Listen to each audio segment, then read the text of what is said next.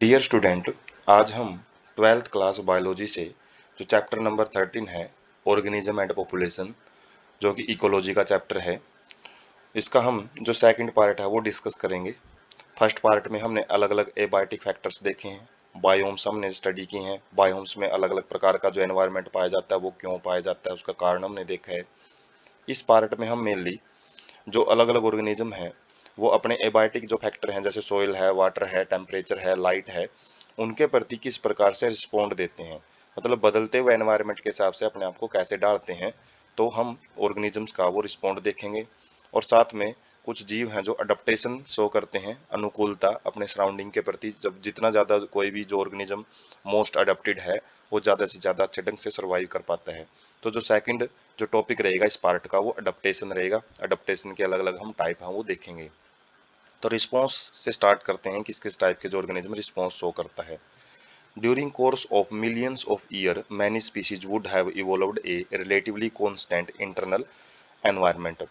तो जैसे जो इवोल्यूशन हुआ है, लाखों सालों का जो टाइम लग गया है अलग अलग जीवों को बनने के लिए लाइफ के ऊपर, इस धरती के ऊपर, तो काफ़ी सारी स्पीसीज ने अलग अलग जो मैकेनिज्म है वो इवोल्व करे हैं, और जिसके अंदर वो रिलेटिवली कांस्टेंट इंटरनल एनवायरनमेंट, जिसके द्वारा वो अपने अंदर की जो टेम्परेचर होता है, अंदर की जो कंसंट्रेशन है, उनको वो कांस्टेंट बना के रखते हैं, जिनको हम क्या बोलते हैं, जो वार्म ब्लडेड एनिमल्स या फिर होम्योथर्मस बोलते हैं। that permits all biochemical reaction and physiological functions to proceed with a maximal efficiency। तो ये बहुत एडवांस कैरेक्टर माना जाता है जो वार्म बल्डेड एनिमल हमने जो 11th क्लास में भी डिस्कस किया था कि इनकी जो इंटरनल कंपोजिशन होती है वो फिक्स होती है, इनका टेम्परेचर है फिक्स होएगा। जैसे ह्यूमन है, उनका 37 डिग्री सेल्सियस टेम्परेचर होता है, और वो टेम्परेचर उनके शरीर में जो इंजाइम होते हैं, इंजाइम को काम करने में सबसे ज़्यादा हेल्पफुल करता है, क्योंकि इंजाइम ही इस टेम्परेचर पे अच्छा ढंग से काम कर पाते हैं, जिसकी वजह से जो फिजियोलॉजिकल फंक्शन है, जो शरीर के अंदर के ऑर्गन है, वो बिल्कुल अपनी मैक्सिमल एफिशिएंसी का मतलब है जितनी उनकी कैपेसिटी है उस हद तक वो काम करते हैं फिर। जैसे example optimal temperature and osmotic concentration of body fluid.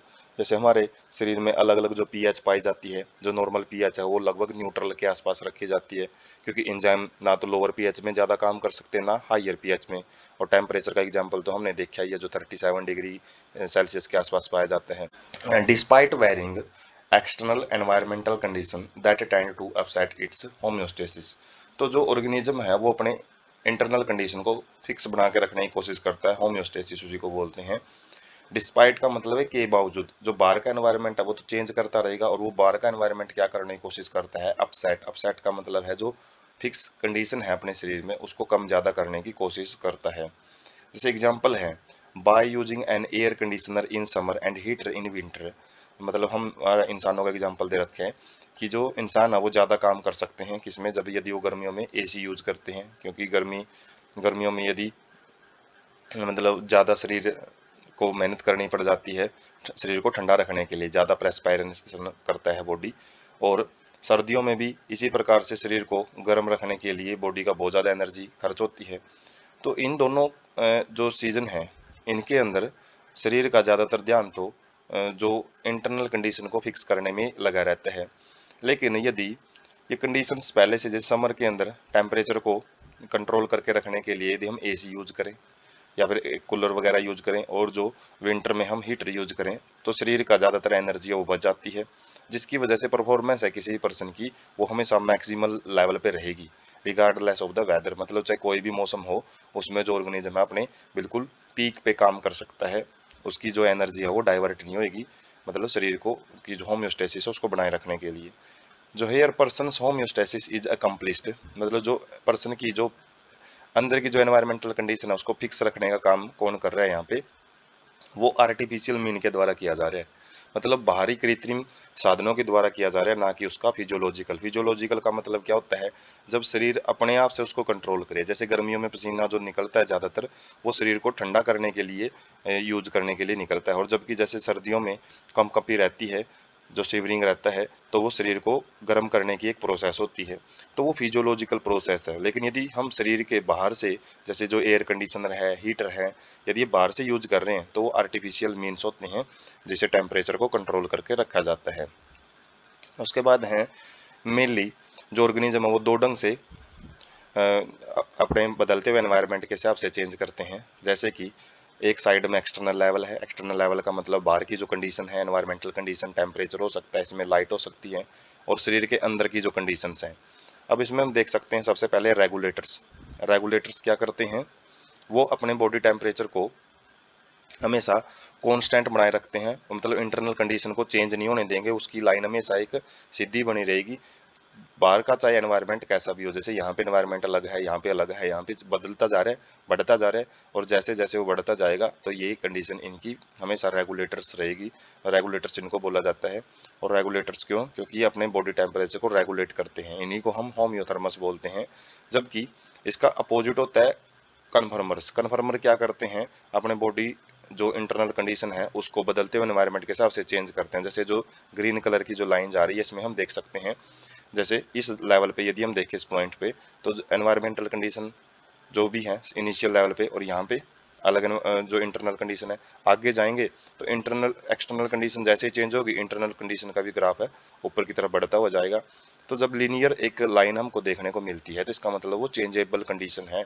जैसे एक्सटर्नल कंडीशन चेंज होगी, इंटरनल कंडीशन भी साथ में चेंज होगी, वो अपने आप को जो होम्योस्टेसिस है उसको बना के नहीं रख पाएंगे। तो इसको पोइकिलोथर्मस एनिमल बोलते हैं, ऐसे ऑर्गेनिजम्स को कोल्ड ब्लडेड एनिमल बोला जाता है। उसके बाद अब पार्शियल रेगुलेटर, इनकी इंटरमीडिएट कंडीशन है, जिसमें क्या होता है, कुछ टाइम तक तो जो ऑर्गेनिज्म है वो एक कन्फर्मर का काम करता है, और जबकि कुछ टाइम के बाद वो एक रेगुलेटर्स का काम कर लेता है। इसमें दोनों कंडीशन आ जाती हैं।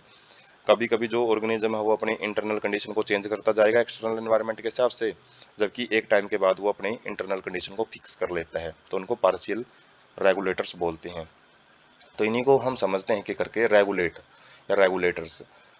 Organism maintain homeostasis by physiological sometimes behavioural mean, मतलब जो ऑर्गेनिज्म है इनके लिए क्या कंडीशन होती है, इनको अपनी इंटरनल कंडीशन को फिक्स बना के रखना पड़ेगा, बदलते हुए एनवायरनमेंट के हिसाब से उनको चेंज नहीं होने देना। और उसके लिए वो अलग अलग माध्यम है, अलग अलग साधनों का इस्तेमाल कर सकते हैं। हो सकता है वो शरीर के ऑर्गन है उनका काम करने का तरीका बदल लें, और हो सकता है वो अपनी आदतों में सुधार कर लें। Which ensure constant body temperature, जिससे क्या होगा, जो बॉडी टेम्परेचर है वो हमेशा फिक्स बना रहेगा, और जो ऑस्मोटिक कंसंट्रेशन जो हमारे शरीर में अलग अलग फ्लूइड हैं उनका जो पीएच वगैरह है, उनका जो साल्ट कंसंट्रेशन है, वो भी एक फिक्स बनी रहेगी, वो ज़्यादा चेंज नहीं होगी। Evolutionary biologist believe that success of mammals is largely due to homeostasis whether they live in Antarctica और इन सारा डेजर्ट। हम जो मैमल्स ऑर्गेनिजम्स को इतना ज़्यादा देख पा रहे हैं धरती के ऊपर, तो वो इतने ज़्यादा इसलिए फैले हैं क्योंकि उनकी जो कंडीशन है, इंटरनल कंडीशन, वो हमेशा फिक्स रहती हैं। फिक्स रहेंगी तो इंजाइम ज़्यादा से ज़्यादा काम कर पाएंगे, और ज़्यादा से ज़्यादा फिर वो क्या कर सकते हैं, मतलब अपने जो सर्वाइवल है उसको बेस्ट बनाएंगे, और वो रिप्रोडक्शन ज़्यादा से ज़्यादा कर पाएंगे, और अपने प्रोजेनी को ज़्यादा छोड़ पाएंगे, तो वो ज़्यादा देखने को मिलेंगे नेचर में। तो एवोल्यूशनरी बायोलॉजिस्ट का ये मानना है। एग्जाम्पल है जैसे all birds and mammals and a very few lower vertebrates and invertebrate species. तो जो रेगुलेटर्स में आते हैं, जो पक्षी आ जाते हैं, ये होम्योथर्मस होते हैं, मैमल्स भी आ जाते हैं इसमें, और कुछ लोअर वर्टिब्रेट्स भी आ जाते हैं इसमें, और कुछ इनवर्टिब्रेट्स भी रेगुलेटर्स में आ जाते हैं। मेनली तो बर्ड्स और मैमल्स ही आते हैं। We maintain a constant body temperature, जैसे हमारा जो बॉडी टेम्परेचर है वो 37 डिग्री सेल्सियस होता है। और समर के अंदर जो फिजियोलॉजिकल कंडीशन हम देखेंगे, जो गर्मियों में क्या होता है, जो आउटसाइड टेम्परेचर है वो ज़्यादा होता है, मतलब 40 डिग्री 45 डिग्री भी चला जाता है। अब और हमारे बॉडी का टेम्परेचर तो 37 डिग्री को मेंटेन करना पड़ेगा, तो इसके लिए हम क्या करते हैं, स्वीट प्रोफ्यूजली, तो हम बहुत ज़्यादा पसीना उबाते हैं। इससे क्या होएगा, जब जो पसीना है वो इवेपोरेट होएगा, रिजल्टिंग इवेपोरेशन, इवेपोरेशन जैसे होएगा उससे कूलिंग होएगी, ठंडा होएगा शरीर। Similarly in desert cooler brings down body temperature, इसी तरीके से जो हम कूलर यूज करते हैं गर्मियों में, उनमें भी क्या होता है, जो पानी है वो बार बार जब गिरता रहता है, जो भी हम एक जो यूज करते हैं, जो एक मेम्ब्रेन टाइप में, तो उसके ऊपर गिरेगा तो हवा उसमें से क्रॉस करेगी तो ठंडी बन के आती है। तो उसका भी यही कारण होता है, जितना ज़्यादा इवेपोरेशन होएगा उसी से जो एक केमिस्ट्री के अंदर जो फिजिकल प्रोसेस भी होती है, ये इवेपोरेशन का, आज कूलिंग, उसी प्रोसेस का यूज किया जाता है। जबकि विंटर के अंदर जो हमारा टेम्परेचर जब 37 डिग्री से कम जाने की कोशिश करता है, क्योंकि बाहर का टेम्परेचर कम हो जाता है ठंड में, तो उससे क्या हो जाता है, सीवरिंग। सीवरिंग का मतलब जो हमको कंपी चढ़ जाती है, तो एक प्रकार की वो मस्कुलर एक्टिविटी होती है, उससे मसल्स आपस में रगड़ खाती हैं, उससे क्या है, हीट पैदा होती है, और हीट पैदा होगी तो हमारे बॉडी टेम्परेचर को बढ़ाने में मदद मिलती है। और दूसरा, जैसे हमने देखा होगा, जो सर्दियों में जो रोए होते हैं, जो स्किन के ऊपर हेयर होते हैं, तो ये भी खड़े हो जाते हैं। इसकी वजह से क्या है, ये एक इंसुलेशन का काम करते हैं और उससे बॉडी टेम्परेचर को कंट्रोल बना के रखा जाता है। तो ये फिजियोलॉजिकल प्रोसेस होती हैं जो बॉडी खुद करता है। जो हम ड्रेस वगैरह अलग अलग यूज करते हैं, कपड़े जैसे अलग यूज करते हैं, सूती कपड़े डालते हैं समर में, वो एक फिजियोलॉजिकल फैक्टर नहीं है, वो एक आर्टिफिशियल मीन है।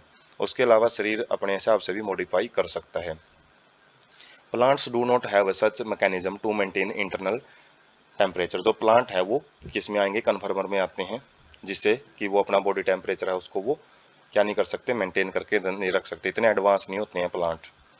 उसके बाद कन्फर्म या फिर कन्फर्मर या फिर पोइकिलोथर्मस इंक्लूड्स मेजॉरिटी, ज़्यादातर एनिमल्स और प्लांट्स, लगभग सारे प्लांट इसके अंदर आ जाते हैं। 99% जो एनिमल्स हैं या फिर प्लांट्स हैं वो इसी कैटेगरी में आएंगे। Their body temperature change with ambient temperature, उनका जो आसपास का जो वातावरण है उसका टेम्परेचर जैसे जैसे चेंज होएगा तो इनका बॉडी टेम्परेचर भी चेंज होता चला जाता है। इन एक्वेटिक एनिमल्स, जो पानी के अंदर रहने वाले जीव हैं, उनकी जैसे ऑस्मोटिक कंसंट्रेशन चेंज होएगी और उसके हिसाब से ही जब बाहर की यदि एनवायरमेंटल कंडीशन या उनका जो वाटर है, सराउंडिंग वाटर, उसकी ऑस्मोटिक कंसंट्रेशन चेंज होते ही वो अपने शरीर की भी कंसंट्रेशन चेंज कर लेते हैं। तो why conformer had not evolved to become regulator, question पूछा जाता है कि जो कन्फर्मर हैं वो हमने देखा है जैसे जो रेगुलेटर्स हैं ये एडवांस वर्जन है, और इवोल्यूशन में एडवांस चीज़ों को ही ज़्यादा प्रेफरेंस दी जाती है। हर कोई चीज़ एडवांस बनना चाहती है अपने आप में, ज़्यादा से ज़्यादा वो सर्वाइव कर सके। तो फिर भी ये कन्फर्मर इतना टाइम हो गया इनको धरती पे आए हुए, जैसे प्लांट्स है, प्लांट्स तो इन इंसानों से भी, इंसान क्या, इन एनिमल से भी पहले बने हैं, तो वो अभी तक रेगुलेटर्स क्यों नहीं बन पाए? तो कारण क्या है इसका? During course of evolution cost and benefit of maintaining a constant internal environment are taken into consideration. मतलब किसी भी अपने शरीर के अंदर कोई भी गुण विकसित करना है, इवोल्यूशन में कोई भी नया गुण लेके आना है, उसके लिए दो फैक्टर काम करते हैं। एक तो कॉस्ट, बस शरीर की मेहनत कितनी लगेगी, और वो दूसरा बेनिफिट कितना दे रहा है जो गुण विकसित करेंगे हम। तो यदि कॉस्ट ज़्यादा है, मेहनत ज़्यादा लग रही है शरीर की, और जो गुण है उसका जो महत्व है वो कम है, तो उस केस में जो शरीर है उसके प्रति वो इवोल्यूशन में उस प्रोसेस के अंदर वो नहीं जाएगा। और यदि कॉस्ट कम है और बेनिफिट ज़्यादा है तो उसी चीज़ को हम क्या करेंगे, फिर प्रेफर करेंगे, जो बॉडी भी उसी चीज़ को अपने अंदर जो उस गुण को विकसित करने में फिर अपना रोल प्ले करती है।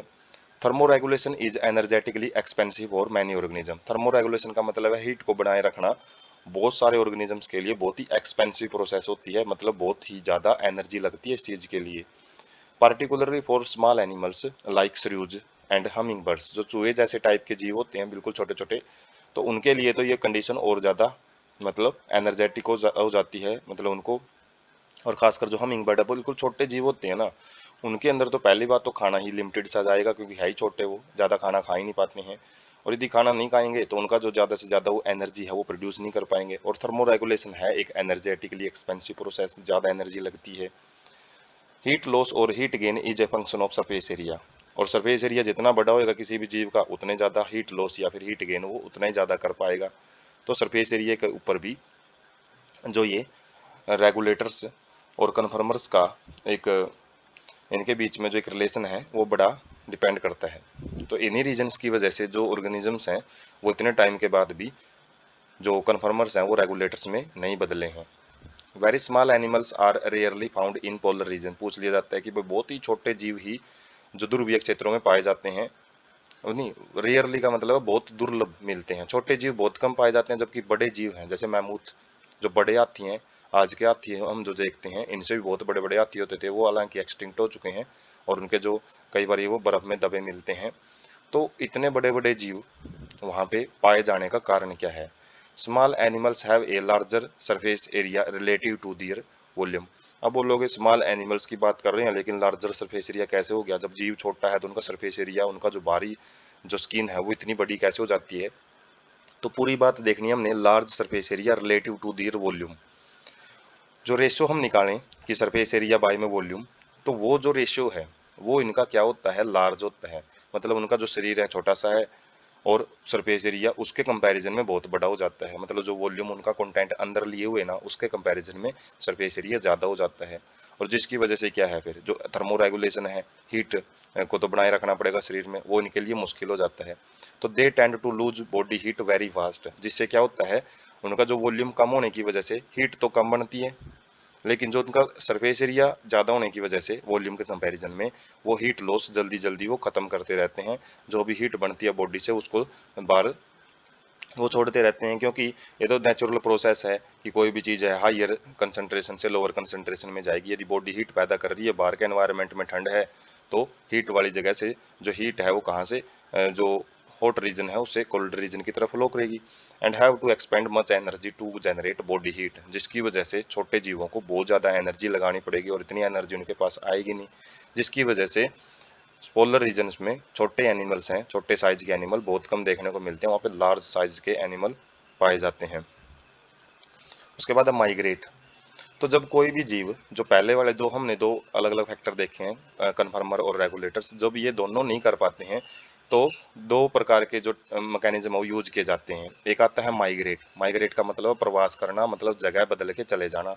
मान लो जैसे किसी भी जगह पे ऑर्गेनिज्म अपने आप को ना तो वहाँ पे कन्फर्मर कर पा रहे, ना वो रेगुलेट कर पा रहे, तो उसकी वजह से वो अपनी जगह चेंज करके भी जा सकता है। जैसे organism move away temporarily from stressful habitat to a more hospitable area, मतलब ऐसी जगह पे जा सकता है ऑर्गेनिज्म, किसी भी स्ट्रेसफुल हैबिटेट का मतलब जहाँ पे उसको रहने में प्रॉब्लम आ रही है उस एरिया को छोड़ के वो, मतलब एक सेंसशील एरिया के अंदर, मतलब एक अच्छे एरिया के अंदर वो जा सकता है। And return when stressful period is over, और उसके बाद वो अपने नॉर्मल हैबिटेट में कब लौट के आता है, जब वो अनफेवरेबल कंडीशन है वो मतलब वहां से खत्म हो चुकी होती हैं। एग्जाम्पल है जैसे human analogue, a person moving from Delhi to Shimla for duration of summer, जैसे गर्मियों में ज़्यादातर हम किस जगह पे टूर ट्रेवलिंग वगैरह करना पसंद करते हैं, जो ठंडे एरिया होते हैं। जैसे दिल्ली के अंदर बहुत ज़्यादा गर्मी है, तो दिल्ली वाला बंदा कहाँ जाएगा, शिमला के अंदर गर्मियों में घूमने के लिए। और मैनी एनिमल्स पार्टिकुलरली, इसी प्रकार से काफ़ी सारे जो जानवर हैं, इनमें ज़्यादातर पक्षी आ जाते हैं, बर्ड्स, वो विंटर के टाइम पे जिन देशों में ज़्यादा ठंड पड़ती है उनसे, मतलब ऐसे एरिया में आ जाते हैं, बहुत लॉन्ग डिस्टेंस कवर करते हैं, बहुत दूरी तय करते हैं। जैसे हम हवाई जहाज में सफ़र करके दूसरे देशों में जाते हैं, तो वो भी इसी तरीके से बहुत दूर तक उड़ के आते हैं। तो बहुत लॉन्ग डिस्टेंस कवर करते हैं, रुक रुक के आते हैं, काफ़ी टाइम भी लग जाता है उसमें।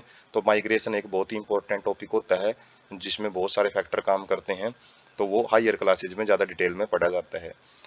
तो जो माइग्रेशन में क्या करते हैं, पक्षी अपनी जगह को छोड़ के चले जाते हैं, और जब भी वो जगह जहाँ पे वो छोड़ के आए हैं वो नॉर्मल हो जाती है, तो वापस वो अपनी जगह पे चले जाते हैं। केवलाडो नेशनल पार्क, केवलादेव जो नेशनल पार्क भरतपुर के अंदर है, राजस्थान में, राजस्थान की डिस्ट्रिक्ट है भरतपुर, तो वहाँ पे एक नेशनल पार्क है ये। तो वहाँ पे क्या है, host thousands of migratory bird coming from Siberia, Siberia देश से बहुत सारे माइग्रेटरी बर्ड्स हैं। वहाँ पे हर सीजन में, जो विंटर सीजन है उसमें हजारों की संख्या में आते हैं। मेजबानी करता, मतलब मेजबानी का मतलब उनका स्वागत करता है, मतलब वहाँ पे आते हैं ये इतने सारे पक्षी, मतलब उनको रहने की जगह देता है, वही मेजबानी है इनके लिए तो। And other extremely cold northern region, Siberia से भी आते हैं, और साथ में कुछ ऐसे ठंडे एरिया से, उत्तरी क्षेत्र है, जैसे उत्तरी ध्रुव होते हैं, दक्षिणी ध्रुव, तो ज़्यादातर उत्तरी ध्रुवों से बहुत सारे पक्षी हैं जहाँ पे बहुत ज़्यादा ठंड पड़ रही होती हैं, तो वहाँ से आते हैं, जैसे साइबेरियन क्रेन है, ऐसा ही एक माइग्रेटरी बर्ड है। इसलिए इनको देखने के लिए जो टूरिस्ट हैं, जो विंटर में बहुत बार जाते हैं, अलग अलग टाइप के जो बर्ड्स हैं उनको देखने के लिए। उसके बाद है सस्पेंड। सस्पेंड एक अलग मैकेनिज्म है, जिसके अंदर क्या होता है, ग्रोथ को रोक लिया जाता है। जैसे थिक वाल्ड स्पोर होते हैं, वो बीज जिनके ऊपर मोटी परत होती है, जैसे बैक्टीरिया के अंदर, फंजाई के अंदर लोअर प्लांट, कुछ छोटे प्लांट होते हैं जैसे ब्रायोफाइटा वगैरह, लीवर मोसिस, एल्गी वगैरह, तो उनके अंदर क्या होते हैं, थिक वाल्ड स्पोर बनते हैं, जो कि उनको अनफेवरेबल कंडीशन में बचा के रखते हैं। मतलब जब कंडीशन अनफेवरेबल होती है, रहने लायक नहीं होती, तो उसमें उनको मरने से बचाते हैं। And germinate on availability of suitable environment, और जैसे ही एनवायरनमेंट ठीक ढंग का हो जाता है तो उस टाइम पे ये सर्वाइव करना स्टार्ट कर देते हैं। डोरमेंसी क्या होता है, एक state of reduced metabolic activity in higher plant, ये बड़े प्लांट्स में देखने को मिलती है डोरमेंसी। तो इसके अंदर क्या होता है, seed and other vegetative reproductive structure tide over period of stress besides. तो जब स्ट्रेसफुल कंडीशन आती है तो उस केस में जो सीड्स होते हैं, बीज होते हैं, वो या फिर कुछ वेजिटेटिव स्ट्रक्चर हो सकती हैं जो कि वेजिटेटिव रिप्रोडक्शन में पार्टिसिपेट करती हैं, तो वो क्या हो जाती हैं, कुछ एक डोरमेंट स्टेज में चली जाती हैं और तभी वो जर्मिनेट करेंगी जब फेवरेबल कंडीशन आती हैं। तो छोटे जीवों में जो छोटे स्पोर बनते हैं, जबकि बड़े जीवों में सीड बनते हैं और सीड डोरमेंट स्टेज में जाता है। ये +1 क्लास के अंदर भी एक टॉपिक आता है डोरमेंसी का, जो प्लांट ग्रोथ एंड डेवलपमेंट वाले चैप्टर में सीड डोरमेंसी, तो वो हेल्पफुल भी होती है। उसके बाद है इन एनिमल्स। एनिमल्स के अंदर hibernation during winter is an example of escape in time. तो एक हिबरनेशन होती है जिसको summer sleep hibernation winter sleep बोलते हैं, जिसमें कुछ जीव ऐसे होते हैं जो कि ठंड में दिखाई नहीं देंगे, जैसे छिपकलियां होती हैं, वहाँ लिजार्ड होती हैं जो कि ठंड में नहीं दिखाई देगी, गर्मियों में आती हैं वो। तो वो क्या करती हैं, जो भी खाना पानी है गर्मियों में इकट्ठा कर लेती हैं और उसके बाद ठंड में वो रह नहीं सकती हैं क्योंकि उनके एंजाइम में काम करना बंद कर देते हैं। इसलिए वो किसी भी ऐसी जगह ढूंढ लेती हैं जहाँ पे वो छुप के रहती हैं, सारा विंटर सीजन वहीं पे ही गुजारेंगी वो, और एक ही जगह पे पड़ी रहती हैं, ज़्यादा हिलती डुलती भी नहीं है, अपनी मेटाबॉलिक रेट को भी कम कर लेती हैं। और ऐसे ही कुछ जीव ऐसे होते हैं जब ज़्यादा गर्मी पड़ती है तो गर्मियों के टाइम पे वो नहीं मिलेंगे, जैसे स्नेल और फिश हैं, ऐसे जीव हैं ये। गर्मियों में एक ऐसी स्टेज में चले जाते हैं जिसमें अपना जो एक्टिविटी है, मेटाबॉलिक एक्टिविटी, उसको कम कर लेते हैं। Diapause a stage of suspended development of many zooplankton species in unfavourable conditions in lakes and pond. तो इसमें क्या होता है, डाइपोज स्टेज ये स्पेशली ऐसे जू प्लैंक्टन मतलब जो तैरने वाले जीव होते हैं पानी के अंदर, जो पानी की सरफेस पे तैरते रहते हैं, फाइटोप्लैंक्टन भी होते हैं, जू प्लैंक्टन, प्लैंक्टन मतलब फ्लोटिंग ऑर्गेनिज्म होते हैं, जू में एनिमल आ जाते हैं जो पानी की सरफेस पे तैरते रहते हैं। तो एक ऐसी स्टेज में चले जाते हैं सस्पेंडेड डेवलपमेंट, मतलब उनकी जो डेवलपमेंट है वो वहाँ पे रुक जाती है, और किस केस में, अनफेवरेबल कंडीशन में, जैसे जो लेक या पोंड है उनमें पाई जाती है, या स्टेज डाइपोज स्टेज। मतलब पोज क्या होता है, रुकना, तो ये एक स्टेज है वो ज़्यादातर एक्वेटिक एनिमल में ही पाई जाती है। Adaptation any attribute of organism morphological physiological behavior that enables organism to survive and replace in its habitat। तो ये किसी भी ऑर्गेनिज्म का वो एट्रीब्यूट का मतलब वो एक आदत हो सकती है, कोई भी बिहेवियर हो बिहेवियरल मतलब उसका व्यवहार की हो सकती है, फिजियोलॉजिकल मतलब वो शरीर के अंदर कुछ फंक्शनल चेंज कर सकता है, मॉर्फोलॉजिकल का मतलब शरीर की बाहरी स्ट्रक्चर में चेंज कर सकता है, जो कि उस ऑर्गेनिज्म को अपने आसपास के हैबिटेट में रहने के लायक बनाती हैं और वो अच्छे ढंग से सर्वाइव करेगा और अच्छे ढंग से रिप्रोडक्शन कर सकता है। Evolved over a long evolutionary time and are genetically fixed. मतलब जो ऑर्गेनिज्म अपने आसपास के एरिया में अडेप्टेशन अनुकूल होते रहते हैं, तो उससे क्या है, लंबे टाइम तक यदि वो अडेप्टेशन वो वही बना के रखते हैं तो वो फिक्स हो जाती है, मतलब वो जीन में चली जाती है अडेप्टेशन, वो आने वाले जीवों में देखने को मिलती है। जैसे जो जिराफ है, जिराफ में जो लंबी गर्दन है, वो जो एक उसका अडेप्टेशन है, लंबे जो पेड़ होते हैं उनकी पत्तियों खाने वाली अडेप्टेशन, वो फिक्स हो जाती है, वो आगे के ऑर्गेनिज्म में भी वो लगातार देखने को मिलती है, लेकिन फिक्स होने में टाइम बहुत ज़्यादा लग जाता है। एग्जाम्पल है जैसे मैनी डेजर्ट प्लांट, काफी मरुस्थलीय पौधे होते हैं जो, उनके अंदर thick cuticle on their leaf surface, पत्ते की जो सतह होती है उस पर एक मोटी परत पाई जाती है क्यूटिकल सब्सटेंस की, तो जो कि क्या करती है, उनको वाटर लॉस से बचाती है। और साथ में सनकन स्टोमेटा, मतलब एक 10 एवं स्टोमेटा होते हैं, जो स्टोमेटा है वो डीप पिट में, गहरे गड्ढों में पाए जाते हैं, जिससे कि जो ट्रांसपिरेशन है उसको भी कम किया जाता है। और वो एक कैम्प पाथवे यूज करते हैं जिसके अंदर जो स्टोमेटा है वो दिन के टाइम पे बंद रहते हैं, तो जिसके द्वारा ये अलग अलग अडेप्टेशन होती हैं, जिसमें जो प्लांट हैं वो मरुस्थलीय कंडीशन में अपने आप को ज़्यादा से ज़्यादा पानी की जो कमी है उसके अंदर वो उसको सर्वाइव कर पाते हैं। डेजर्ट प्लांट लाइक ओपनीशिया, इसके अंदर क्या होता है, leaves are reduced to spines, जो पत्ते हैं वो कांटों में तब्दील हो जाते हैं, और जो फोटोसिंथेसिस है वो स्टेम्स के द्वारा की जाती है। तो स्टेम्स क्या करते हैं, उसमें फोटोसिंथेसिस करेंगे, और जो पत्ते हैं वो अपने आप को मतलब रिड्यूस करने के लिए कांटों में कन्वर्ट हो जाते हैं। तो अडेप्टेशन में हम जो पिक है वो देख सकते हैं, अलग अलग जो इतनी सारी टाइप की बायोडाइवर्सिटी बनी है ना लाइफ के ऊपर, वो अलग अलग एनवायरनमेंट के अंदर अलग अलग जीवों का विकसित होना वो अडेप्टेशन के ही कारण हुआ है। तो हम अलग अलग जो जीव देख पा रहे हैं, अलग अलग प्लांट्स देख पा रहे हैं इसमें, तो वो अलग अलग प्लांट्स अलग अलग नेचुरल हैबिटेट में पाए जाते हैं, और जैसे जैसे वो अपने आप को चेंज करते गए हैं अडेप्टेशन के प्रति, उस हिसाब से वो नई स्पीसीज हैं वो बनती गई हैं। तो बायोडाइवर्सिटी अडेप्टेशन की वजह से ही आई है। अडेप्टेशन इन मैमल्स देखते हैं, जो स्तनधार जीव होते हैं उनमें जो अनुकूलता है वो कैसे पाई जाती है। Mammals from colder climates have shorter ears and limbs to minimise heat loss, इसको एलन रूल बोलते हैं। तो जो ठंडे एरिया के अंदर जो मैमल पाए जाते हैं उनके कान तो छोटे होते हैं और जो हाथ पैर वगैरह वो भी छोटे होते हैं, ताकि वो क्या कर सकें, जितना ज़्यादा उनका सरफेस एरिया होगा उतना ज़्यादा हीट लॉस कर पाएंगे। और जितने छोटे होंगे ये कान वगैरह होते हैं या फिर हाथ पैर, उतना ही वो हीट लॉस को कम कर पाते हैं। ये एलन रूल कहता है, एलन साइंटिस्ट ने रूल दिया था ये। एक्वेटिक मैमल्स इन पोलर सी, जो ध्रुवीय महासागर समुद्र होते हैं उनके अंदर जो एक्वेटिक मतलब पानी के अंदर रहने वाले जो मैमल्स है जैसे सील हैं, उनके ऊपर क्या होती है, thick layer of fat blubber act as, मतलब उनके ऊपर चर्बी की एक मोटी लेयर होती है जिसको प्लबर बोलते हैं। और वो क्या करती है कि इंसुलेटर का काम करती है। जैसे हम कंबल ओढ़ते हैं सर्दियों के अंदर, वो क्या है कि इंसुलेटर ही तो है जो कि हमको सर्दी से बचाता है, और साथ में जो हमारी बॉडी हीट पैदा कर रही है उसको भी वो रिड्यूस कर देता है, उसका जो लॉस है, उसकी जो एनवायरनमेंट में जाने की जो दर है उसको कम कर देता है। और वही काम इनमें क्या करता है, थिक लेयर ऑफ फैट, चर्बी की एक लेयर करती है। फिजियोलॉजिकल अडेप्टेशन में इंटरनल ऑर्गन के अंदर क्या कुछ चेंज आता है, जैसे altitude sickness at any high altitude place, जो कि हाइयर होता है किससे, 3500 मीटर से, 3500 मीटर से, जैसे रोहतांग पास नियर द मनाली एंड ले। वहाँ पे हम यदि नॉर्मल जो प्लेन में रहने वाला इंसान जाता है जैसे दिल्ली हरियाणा या फिर पंजाब किसी भी दूसरे एरिया से यदि कोई इंसान वहाँ पे जाता है तो उसके अंदर क्या रहेगा, थोड़े टाइम के लिए उसके एल्टीट्यूड सिकनेस एक बीमारी रहेगी, ऊंचाई की बीमारी बोलते हैं इसको, जो कि किन जगह पे जाने से होती है, ज़्यादातर जो पहाड़ी एरिया है वहाँ पे।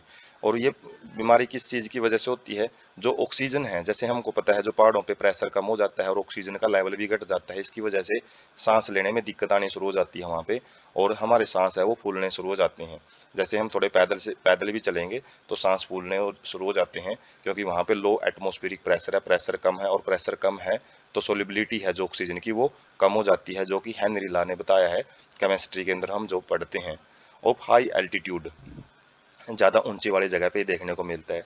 सिम्टम्स इसके जो लक्षण है वो क्या दिखाई देंगे, नोजिया मतलब वहाँ पे जो वोमिटिंग वगैरह हो सकती है, फैटिक थकान रहेगी, और हार्ट पैल्पिटेशन का मतलब है जो हार्ट है उसके अंदर भी थोड़ी बहुत कॉम्प्लेक्सिटी आ जाती है, हार्ट की जो हार्ट रेट है वो आगे पीछे हो जाती है, रेगुलर हो जाती हैं।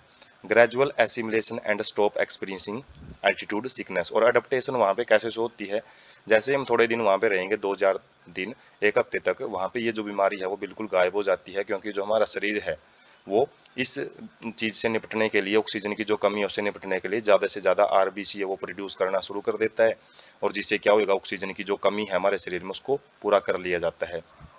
बॉडी कंपनसेट्स लो ऑक्सीजन अवेलेबिलिटी, जैसे कि हम देख सकते हैं किस तरीके से कंपनसेशन होती है, मतलब कैसे उस कमी को दूर किया जाता है। आरबीसी सेल हैं जो रेड ब्लड सेल हैं उनकी प्रोडक्शन को बढ़ा देता है। Decrease binding affinity of haemoglobin, haemoglobin की जो ऑक्सीजन के साथ बाइंडिंग करने की एफिनिटी है उसको कम कर देता है, जिससे वो लंबे टाइम तक ऑक्सीजन के साथ चिपका नहीं रहेगा, वो जल्दी जल्दी उसको ट्रांसपोर्ट करेगा। And by increasing birth rate, जो सांस लेने की जो दर है वो भी बढ़ जाती है, और इसी से जो एल्टीट्यूड सिकनेस है बीमारी को थोड़े दिन के अंदर अडॉप्ट कर लिया जाता है, मतलब वहाँ पे जो नॉर्मल इंसान है वो क्या हो जाता है, रहने लायक अपने शरीर को कर लेता है। उसके बाद है फिजियोलॉजिकल अडेप्टेशन इन एनिमल्स, दूसरे जानवरों में कैसे देखने को मिलता है, जैसे कंगारू रैट होता है, ये कंगारू टाइप का ही रैट है, जैसे कंगारू होते हैं तो उनके भी, जैसे कंगारू में ब्रूड पाउच होती है जहाँ पे वो अपने छोटे बच्चों को रखता है, इनके पास भी ऐसे ही होती है एक ब्रूड पाउच। तो नॉर्थ अमेरिका के अंदर पाए जाते हैं, नॉर्थ अमेरिका के जो मरुस्थल है वहाँ पे। तो इसमें क्या है, इन absence of external source of water, जब इसको पानी की कमी हो जाती है, बाहर के वातावरण में पानी नहीं मिलता है, तो ये जो पानी की रिक्वायरमेंट है वो कहाँ से पूरी करता है, इंटरनल फैक्ट ऑक्सीडेशन, जो इसके अंदर चर्बी होती है जब वो ऑक्सीडाइज होती है, टूटती है, तो उससे पानी की जो जरूरतें हैं वो पूरी करता है। जैसे ऑक्सीडेशन में, जैसे ग्लूकोज का ऑक्सीडेशन होता है तो उसमें CO2 और H2O बाहर निकलता है, तो उसी वाटर को ये यूज करना शुरू कर देता है। और साथ में जो इसका यूरिन होता है, यूरिन को भी ज़्यादा से ज़्यादा कंसंट्रेट करता है, मतलब उसमें वाटर लॉस को कम से कम कर लेता है। माइक्रोब्स के अंदर देखेंगे कि अडेप्टेशन कैसे होती है, जैसे आर्कियोबैक्टीरिया है, flourish in hot springs and deep sea hydrothermal vents, तो ये ऐसी जगह पे ज़्यादा रहते हैं जो गर्म जगह होती हैं। हॉट स्प्रिंग्स का मतलब वही गर्म पानी के जो चश्मे हैं जहाँ पे पानी गर्म रहता है ज़्यादातर, और डीप सी हाइड्रोथर्मल वेंट्स का मतलब है जहाँ पे समुद्रों के गहरे जगह पे जहाँ पे टेम्परेचर ज़्यादा पाया जाता है, where the temperature far exceed about 100 degree Celsius, मतलब 100 डिग्री सेल्सियस से भी ज़्यादा चला जाता है। तो वहाँ पे जो ऑर्गेनिज्म अपने आप को सर्वाइव कर पाते हैं, उनकी जो वाल होती है, थिक वाल होती है, उनके अंदर जो इंजाइम है थर्मस एक्विटिकस एक बैक्टीरिया होता है, जिसके अंदर से हम एक एंजाइम है वो निकालते हैं, डीएनए पॉलीमरेज में यूज किया जाता है, बायोटेक्नोलॉजी में भी हमने डिस्कस किया था। तो वो उनकी अडेप्टेशन नहीं होती है, वो ऐसे ऐसे एंजाइम विकसित कर लेते हैं जो हाईयर टेम्परेचर पे भी काम कर सकते हैं। Many fish thrive in Antarctica water. तो काफ़ी सारी जो मछलियां हैं वो ध्रुवीय क्षेत्रों में, जहाँ पे बहुत ज़्यादा बर्फ़ की चादरें जमी रहती हैं, तो वहाँ पे वो काफ़ी सारी जो मछलियां हैं वो रह सकती हैं, वहाँ पे जहाँ पे टेम्परेचर बहुत कम होता है। Marine invertebrates and fish. तो एग्जाम्पल हैं ये, अलग अलग एग्जाम्पल डिस्कस कर रहे हैं यहाँ पे, इनका डिटेल नहीं देख रहे हैं कि कैसे वो सर्वाइव कर पाते हैं, एग्जाम्पल से ही आइडिया लगा सकते हैं। तो मैराइन इनवर्टिब्रेट्स एंड फिश, जो पानी के अंदर रहने वाली जो अलग अलग मछलियां हैं, या इनवर्टिब्रेट्स मतलब क्या है, जिनके अंदर क्या नहीं पाई जाती, कोर्डेट्स में नहीं आते, जो जिनके अंदर वर्टिब्रेट्स नहीं पाई जाती, वर्टिब्रल कॉलम नहीं पाए जाते। तो ये बहुत ही ज़्यादा ग्रेट डेप्थ, मतलब बहुत गहराई पे रहते हैं, जहाँ पे जो प्रेशर है वो 100 टाइम भी चला जाता है। जो हमारा नॉर्मल एटमॉस्फेरिक प्रेशर कितना है, वो 1 एटमॉस्फेयर मानते हैं। और जैसे जैसे हम पानी के नीचे जाते रहेंगे तो प्रेशर है बढ़ता रहेगा, और वो 1 एटमॉस्फेयर प्रेशर से भी 100 गुना ज़्यादा चला जाता है। वहाँ पे भी ये जीव रह सकते हैं। अब यदि ऐसे जीवों को हम बाहर निकाल के लेके आए, जैसे मछली है, उसको 100 एटमॉस्फेरिक प्रेशर से 1 एटमॉस्फेरिक प्रेशर पे लेके आएंगे, तो उसका जो शरीर है वो फैल जाता है। क्यों? क्योंकि वो अंदर जब रह रही थी तो उसका शरीर इस तरीके से बना हुआ था कि बाहर का जो एक्सटर्नल प्रेशर है यदि 100 एटमॉस्फेरिक है, तो वो अंदर का भी उसके अपोजिट में इतना ही प्रेशर वो लगा रही थी। लेकिन जैसे ही हमने बाहर निकाल लिया उसको, बाहर का प्रेशर तो क्या हो गया, 1 एटमॉस्फेरिक रह गया, लेकिन उसका शरीर तो 100 ही निकाल लगा रहा है ना उसके बेस पे, तो जिसकी वजह से उसका शरीर ज़्यादा से ज़्यादा फैल जाता है। तो कंगारू रैट है, ये हम देख सकते हैं, चलता भी ऐसे कंगारू के जैसे उछल उछल के चलता है ये। और ये क्या करता है, अपने जो वाटर लॉस को कम से कम करने के लिए फैट ऑक्सीडेशन से पानी लेता है और यूरिन को भी कंसंट्रेट कर लेता है। उसके बाद behavioural adaptation in desert lizard. जो मरुस्थलीय छिपकलियाँ होती हैं, वो कुछ अपनी आदतों में सुधार कर लेती हैं। जैसे इनके पास फिजियोलॉजिकल एबिलिटी नहीं होती कि वे शरीर के ऑर्गन्स में काम करना, मतलब जो शरीर के ऑर्गन को ही ऐसे डेवलप कर लें ताकि अडेप्ट हो सकें, मतलब कॉन्स्टेंट बॉडी टेम्परेचर बना के रख पाएँ। तो ये क्या करती हैं, bask in sun and absorb heat when they their body temperature drops below comfort zone. जो ये छिपकलियाँ क्या करती हैं, जब उनका बॉडी टेम्परेचर है ठंडे एरिया, ठंड में जब ये रहती हैं, जैसे रात को डेजर्ट में ठंड बहुत ज़्यादा पड़ती है, और सुबह सुबह क्या करती हैं फिर ये छिपकलियाँ, धूप में आके जो सन बात करती हैं, धूप सेकती हैं मतलब। और इन इससे क्या होता है, इनका जो बॉडी टेम्परेचर है वो हाई हो जाता है। कब? जब इनका जो टेम्परेचर है वो कम चला जाता है। मतलब उससे निपटने के लिए ये एक बिहेवियरल एडेप्टेशन है। इनके शरीर में कोई ऐसा चेंज नहीं है, ये अपनी आदतों में चेंज करती है कि इसको डेली की डेली एक सन बाथ जरूर लेना पड़ता ही है, सुबह सुबह धूप सेकनी ही पड़ती हैं, तभी ये मतलब एक्टिवली काम कर पाती हैं फिर दिन में। But move into sets. और लेकिन जब बहुत ज़्यादा टेम्परेचर हाई चला जाता है दिन में, तो ये छाँव में चली जाती हैं। Some species make burrows into soil to hide and escape from above ground heat. तो कुछ जीव है जो बिल बना के रहते हैं, जैसे चूहे वगैरह, सांप वगैरह। और ये बिल में क्यों रहते हैं? ज़्यादातर समुद्र जो हमारे डेजर्ट होते हैं, डेजर्टों में बिल वाले जीव ज़्यादा पाए जाते हैं, बिल बना के रहते हैं जो, क्योंकि जो सरफेस पे ज़्यादा हीट है उससे बचने के लिए ये इस बिहेवियरल एडेप्टेशन का यूज करते हैं। उसके बाद है, जैसे ये देख सकते हैं हम, जो एक डेजर्ट लिजार्ड है, ये क्या करती है, सूरज की किरणों को सोखती हैं, और इवेपोरेशन वगैरह जो होता है, इसकी अलग अलग कंडीशन है, थर्मल रेडिएशन है, कंडक्शन है, थर्मल रेडिएशन टू स्काई है, कन्वेक्शन है। तो ये अलग अलग प्रोसेस के जरिए जो हीट है, ज़्यादा हीट उसको बाहर छोड़ती है, ब्लू निशान जितने भी देख रहे हैं हम, ये बाहर छोड़ रही है हीट को। और थर्मल रेडिएशन है, डायरेक्ट सोलर रेडिएशन है, इससे क्या कर रही है, ये हीट को एब्जॉर्ब कर रही है। तो इसी हीट गेन लॉस से ये अपने बॉडी टेम्परेचर को क्या करती है, बनाए रखती है।